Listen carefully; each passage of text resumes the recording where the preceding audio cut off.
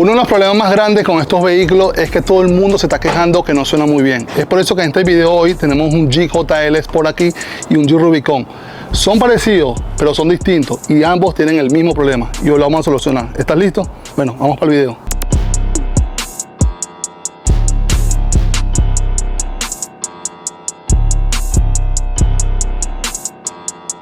El primer problema que la gente se está quejando sobre estos vehículos, sobre los Jeep en específico, ¿verdad? Dicen que son carros muy costosos, que cuestan demasiado. Bueno, aproximadamente este Jeep JL, ya vamos a ver a mi amigo Carlos, que está también por aquí, está por llegar.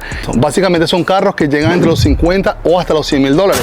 Como ustedes pueden ver en mis manos, he hecho algo que ya lo van a ver. Les voy a mostrar dos equipos, uno que instalamos en este y uno que instalamos también en este. Son parecidos, ¿verdad? Y ambos solucionan la misma, digamos, el mismo problema. Te voy a explicar uno por uno, bien explicado, para que entiendas.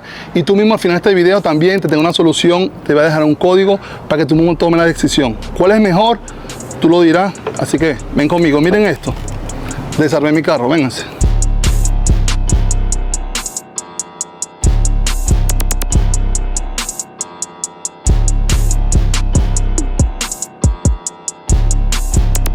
Este es un Jeep Wrangler Rubicon 2020, los que no saben, es